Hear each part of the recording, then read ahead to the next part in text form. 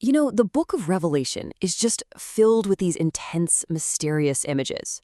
But today, we're going to zero in on one of its most powerful symbols, a cosmic vision that has honestly puzzled people for centuries. It's an image you've probably seen before, but you might not know the incredible story hidden inside it. And here it is, Revelation 12, verse 1. A woman clothed with the sun, with the moon under her feet. I mean, what an incredible, powerful picture, right? But what is really going on here? Now, a lot of people focus on the sun and the stars, but I think the real key to unlocking this whole vision is that moon. And that's really the central puzzle for us today. We'll touch on who the woman is, for sure, but our main mission is to figure out the moon. Is she just, standing on it like a platform? Or is something much, much more profound happening in this single image? Okay, so to get to the bottom of this, we first have to wade through some of the most common theories out there. There are three big interpretations that you'll hear a lot. But as we're about to see, each one kind of has a fatal flaw. Let's break them down. This chart really lays it all out so clearly. So first you have the idea that it's Rachel, Joseph's mother. It seems to fit because of Joseph's dream, right?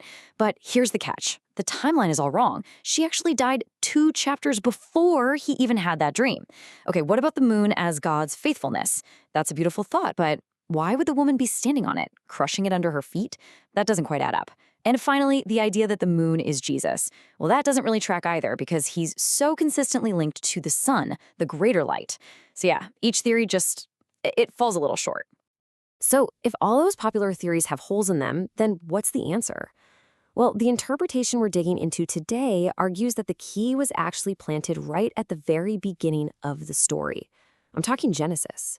It all comes down to a principle of 2 lights, which represent 2 very different realms of authority.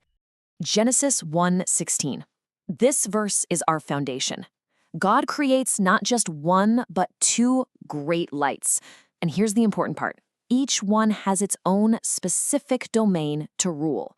The sun gets the day, and the moon, the lesser light, gets the night. Now, this isn't just about astronomy. It's a spiritual blueprint for how the world operates. This lays out the 2 spiritual kingdoms perfectly.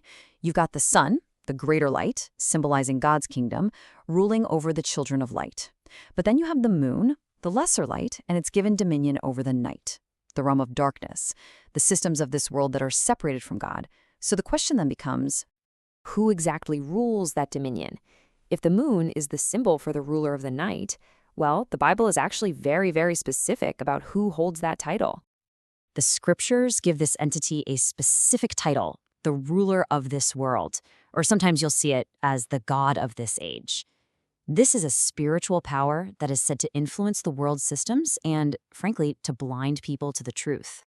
Paul talks about it right here in 2 Corinthians. He straight up identifies the God of this age as the one who is actively working to keep people in spiritual darkness, to prevent them from seeing the light of the gospel. And it doesn't get any more direct than this. Jesus himself talks about the prince of this world. He acknowledges this ruler's existence, but then he makes it absolutely clear. This prince has no power over him. And why is that? Because Jesus is from the kingdom of light, not the kingdom of darkness. So here it is. This is the crucial connection.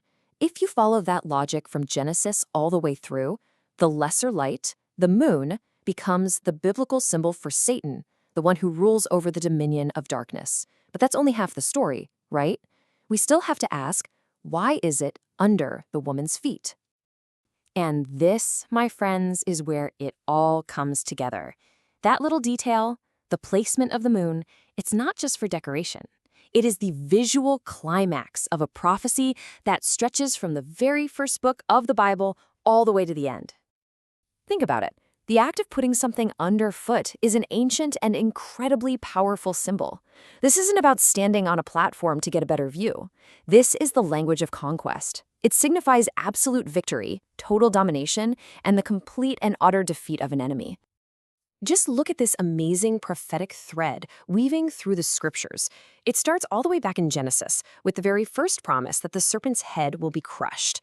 Then you fast forward to Revelation, and you get the symbolic vision of that promise. The moon, representing Satan, is under the woman's feet. And then Paul, writing in Romans, promises believers the final real-world fulfillment of that exact same prophecy. It's a perfect, unbroken line. So when we put all of these pieces together, the picture becomes unbelievably clear. The woman represents God's people. She's clothed in the sun, which is God's glory and righteousness. And that moon under her feet isn't just a random celestial detail. It is a powerful declaration of Satan's prophesied and ultimate defeat. So the key takeaway here is this. The vision in Revelation 12 is a portrait of victory. It is a bold, triumphant statement that the ruler of darkness has been conquered and is emplaced under the feet of God's people, who are themselves empowered by his light. And that really just leaves us with one final thought to chew on. Once you stop seeing the moon as just a neutral object, a rock floating in space, and you start seeing it as a symbol of a defeated authority, how does that change the message of Revelation 12 for you? For me, it transforms the image from just a cosmic curiosity into a profound, earth-shaking statement of final victory.